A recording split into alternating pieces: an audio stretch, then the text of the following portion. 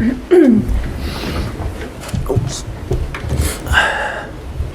So we'll do a separate Monday straight after this. It's okay.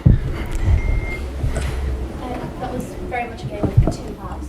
Can you talk through your thoughts in the second half?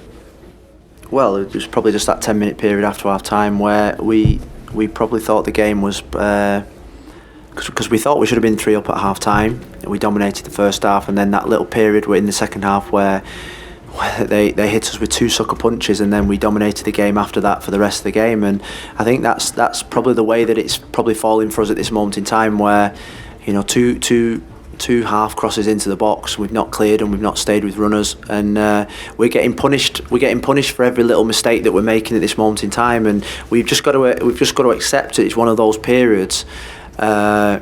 When we came home from Norway and Belgium, I've got to say the performance levels was totally unacceptable from the levels that we've reached whilst I've been manager, and the players knew that. But I've got to say, all week and particularly today, that the performance levels were just the level that I wanted. The enjoyment in which they wanted to play football today meant that I thought that it was really, really unfair. So that I think their manager said to me at the end, it was unfair that they got anything from the game. But we've just got to take it, because that's football. Sometimes you don't get your just rewards. Today we didn't, and the players have now got to respond. Phil, obviously Lucy and Beth did really well when they came on. I don't know if you had the chance again when you brought them on a little earlier, or? No, I think we brought them on at the right time. Lucy Stan, we changed the system a little bit. Beth made a brilliant impact. In terms of you think about the chances we had in the first half. We just needed one of those to go in, and we'd have gone on to win the game easily, like we did in Notts County last year. So I know that she's a goal scorer. She has to be patient. She has to get to the level of performance that we believe will get her a starting place. But she's improving, and we know that when you put her on the field, she will be in the right place at the right time, and she doesn't need many chances to score goals, because her levels at club and her performance at the club suggest that, because she's a proven goal scorer. So we felt we brought them on at the right time. We changed the system. We got Beth on the field, and she got a really good goal. And there was a little chance after that she may feel that she probably should have scored as well. So she's going to create chances, because she's a proven goal scorer. Phil, I think that's fine without a win now. Is there any danger of losing that World Cup feel-good factor? Well, I don't think so. I think in terms of the atmosphere today, that's the best atmosphere I've ever witnessed at a women's game, ever. It felt like a proper atmosphere. It didn't feel like a carnival. It felt like a real, there was a buzz in the air from the warm-up. You could smell the tension in the air, not the tension, the atmosphere. And I think that really inspired our players, and that's the type of atmospheres we want to play in. And I'm sure they've gone home convinced that they've seen a really good football team play unbelievably well, but just not get their just rewards. They've seen a good game of football. The 5 games without victory is disappointing. It's something that we want to stop straight away on Tuesday night. And we want to reverse this momentum now that we've got, where we've not won for 5 games. But in terms of the performance, I'm not concerned about what I've seen today. It gives me great hope that this set of players are still going in the right direction, and the momentum of what we've built from the World Cup, you could see from the looks of the fans and from the atmosphere that this is here to stay. It wasn't a 0-0 boring draw. It wasn't long ball football. It wasn't kick and rush. It was top class football played by one team in particular, and by Brazil as well, and I think they've gone away probably thinking that was a really enjoyable game. Are you slightly concerned that for all the possession that you had in the first half, that your final ball seemed to just consistently kind of let you down a bit, like you only got 3 shots on target, which seemed crazy? Yeah, we had 16 shots in the whole game. If you think about Jodie's one-on-one, Beth's chance when she slid in, Nikita at the far post, Jordan had a half chance in the box. It is just that little bit composure in the box where we maybe got a little bit excitable, but I thought there was many opportunity where we should have put the game to bed early on. And at half time, as a coach, when you've been in these situations before, you know that the second half, no halves are ever the same. So you know that they might just get an opportunity. You think about, we didn't stop the cross for the first goal, we didn't stay with runners in midfield, and then the ball goes into the net really easily. That is just it's not bad luck, it's just lack of concentration, because we had so much dominance in the first half. Then we conceded the second one straight away, and the reaction was fantastic. The substitutions helped, we got some freshness on the field, and at 77 minutes when we scored, I think Beth scored, I was thinking about winning the game, not losing the game. But unfortunately we didn't. After the Belgium, I think we talked about conceding crosses. Yeah. Obviously there's another 2 today. So I think after the Belgium game, you said you worked on that prior to that game. So what's happening? Is the message not getting through to the players? We've worked on it all week. Look, I think it's one of those where defending the cross is about concentration. It's about concentration, about staying with runners. It's about blocking the cross. There's probably 3 or 4 actions that determine whether a goal is being scored from a cross. And at the moment, we're probably only getting one out of 4 right in terms of the actions. And the main action of the picking somebody up in the box or blocking a shot, we're just not quite doing.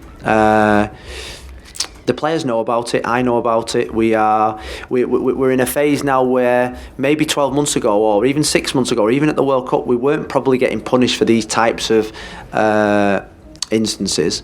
And this is, I think, it is a wake-up call for us in terms of we can have all the possession in the world, but there's still the fundamentals of football is keeping clean sheets and to make sure that you get first contacts in the box and do the jobs that probably you can't neglect. So. Yeah. Yeah. I thought she was really, really good. At half time, the plan was to play her 60 minutes, and at half time she obviously came in and she was literally on top of the world. She got back the 3 lions on her chest, and she'd played fantastic. She was enjoying the game. The smile was from ear to ear.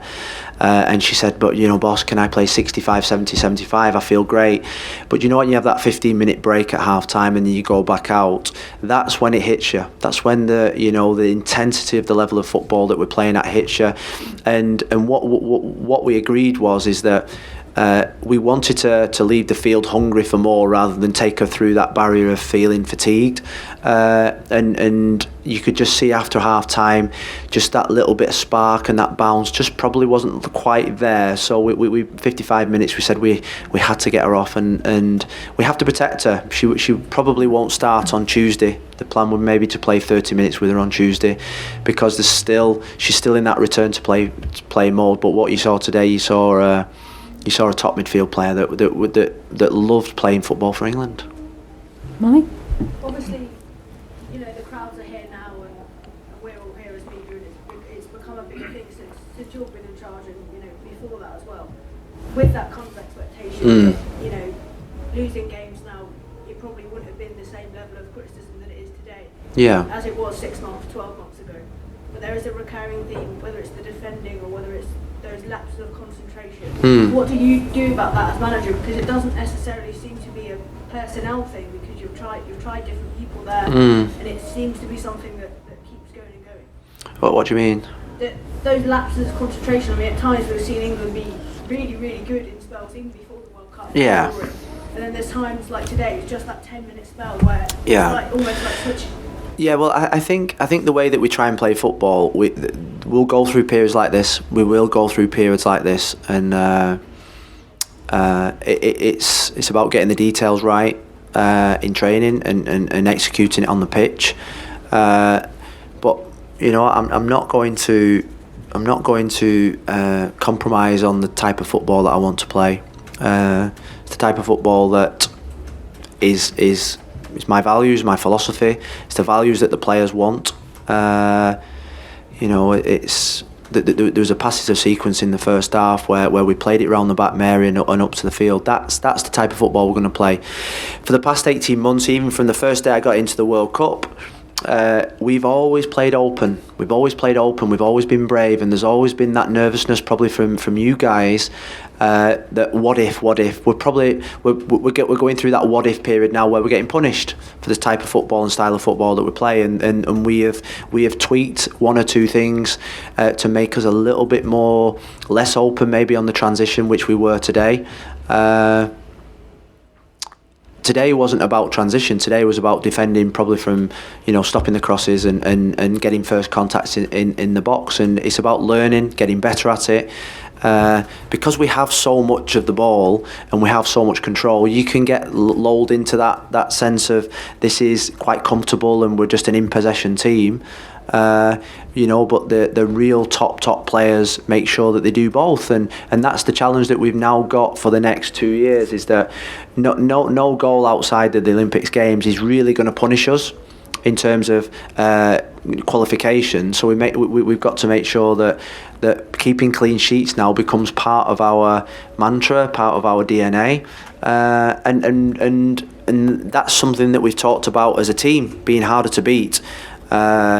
But we always say that to be harder to beat, let's keep the ball off the opposition even more, and let's punish them by being more ruthless in the final third. And I think I would rather play football like we did today and lose than play a type of football that doesn't befit the type of person and manager I am, and the type of players that we've got. So yes, you can't be stuck in a route where it's you're only blinkered. It's happening. You think about the last 3 games, crosses into the box have become a problem. Conceding goals are a concern, but we will get better at that. We'll get better at that. We'll improve at that. I think what you've seen today, I think we said it in our press conference yesterday, we spoke about Beth Mead and Leah Williamson. I think you saw 2 players there that are now jumping up to the next level. I think Beth Mead today played her best game for England that I've seen, in terms of a consistency, in terms of a confidence, in terms of a technical ability, in terms of a fitness. And Leah Williamson was probably one of those that I spoke about yesterday that's had to wait patiently. That has to wait patiently, that we've really, there's been times when she's had to stick with it, when she probably deserves that she should be playing. Today she played like a number 1 England centre back. That was my opinion.